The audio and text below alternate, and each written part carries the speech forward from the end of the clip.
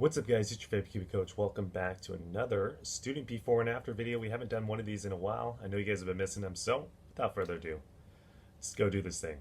So welcome back to the channel guys. If you guys are new to Kiwi Golf Japan, we do a bunch of videos like this every single week. So what you gotta go do is hit that little red subscribe button, smash the like button, please leave me a comment, let me know what you guys think about this client's golf swing. And as always, hit that little bell notification. You guys are gonna get notified every single time I drop a video. Alright guys, it's been a minute, but we're doing it again. We got our client before and after videos. I know a lot of you guys have been missing this. You guys like this video series quite a lot. So without further ado, let's go hop into this one. So this client was one of ours from Yokohama, and he was kind of struggling with a two-way miss. Let's go take a look at the before swing, kind of show you maybe some ideas on the downswing that was going to be causing this two-way miss, and then we'll show you the after swing and kind of how we fixed it. So as we start the downswing, this player at right around position 5, he had a couple things going on here. He had the position of the hands a little bit too far behind the body for my personal preference. And then also he had a little bit of a steep club shaft in this position here as well. So to check for this, and if you want to check yourselves, go ahead and draw an angle like such, and you're going to see he's right around 28 degrees, right? So our preference that we like to see is anywhere from roughly like 37 degrees to about 40 degrees is kind of the club shaft pitch angle that we like to see. So he's definitely on the steep side for our preference. Now in terms of hand positioning, if you want to check for that as well, make sure to go draw this line. Now if you can see that this line currently right here is kind of on the shoulder line of the right shoulder right there, we like to see it a little bit more on the right pec, and that's going to get us into position where the hand path, or just like the movement of the hands, is in a position, in my personal opinion, to where he's going to be able to come into the golf ball, start applying the club heads, basically torque the club out towards the ball is the easy way to say that. And he's going to have a lot better chance of controlling low point and all the things that we want to control. Okay, so now from this position 5, he's a little bit steep, hands were a little bit behind. What we're going to see here now is that the hands are actually going to start working outwards towards the golf ball as he tries to kind of lay down the shaft. You're going to kind of see it here. And then right around position 6, we're seeing that the club head is going to be behind the hands quite a bit in this position.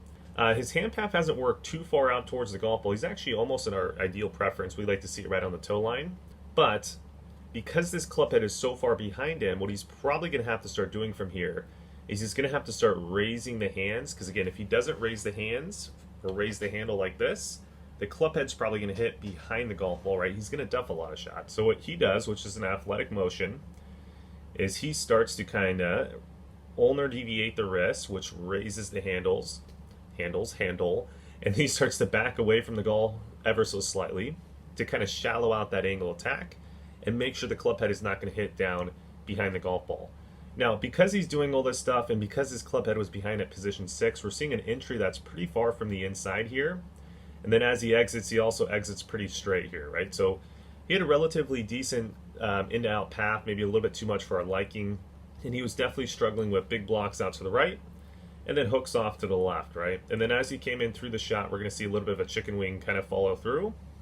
Nothing like too crazy, but definitely hands were exiting a little high, kind of a telltale sign of what was going on before. But overall, the real inconsistencies of this player's golf swing was from position 5 down into impact. The way that his club shaft was moving, the way that his hand path was moving was giving him a really hard time trying to control his entry into the golf ball, get a little bit more of a neutral path.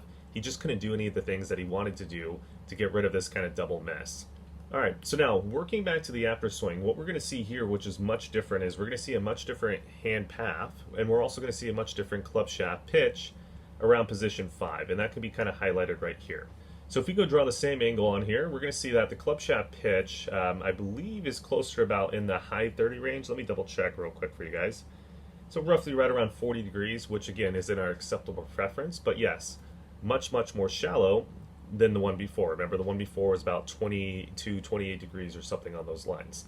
Now, position of hands has also changed as well if we take a look at our position 5.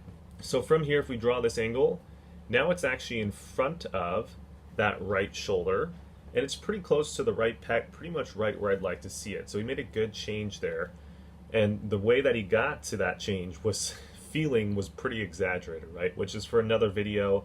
Also, if you want to see kind of how we actually do change these clients' golf swings, you got to check out that Kiwi Coach live lesson webinar. You can actually see our implementation process with 2 2-hour lessons. It's a great product. But he was able to change, this player at least, was able to change his golf swing quite drastically.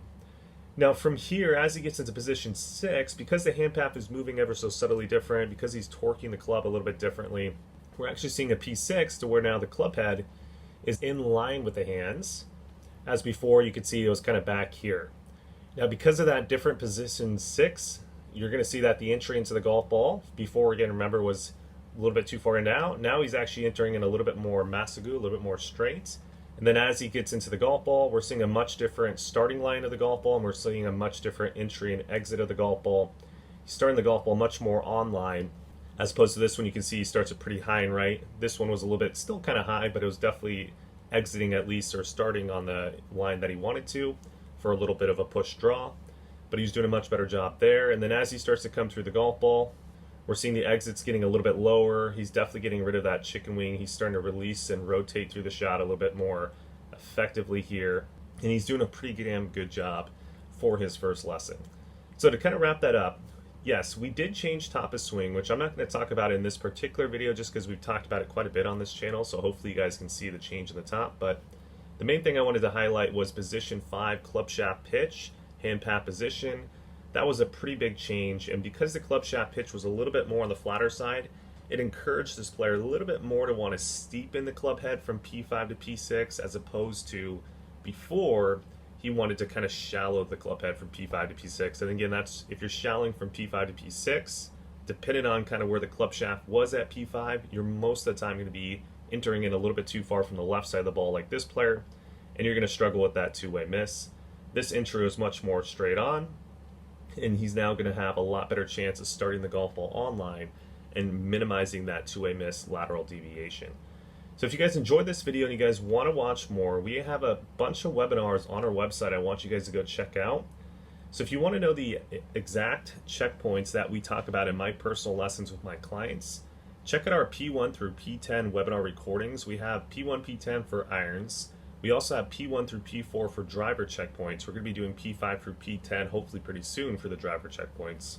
And then also, like I said earlier, we have the Kiwi Coach live lesson webinar. You can actually see two-hour full live lessons, and you can see exactly how I teach. It's great for the client who's maybe interested in taking lessons from me. But we have a bunch of products on that website to help support you guys to be able to change your golf swings like that, right? That's the whole goal of these digital products, is I want you guys to be able to make these changes yourself.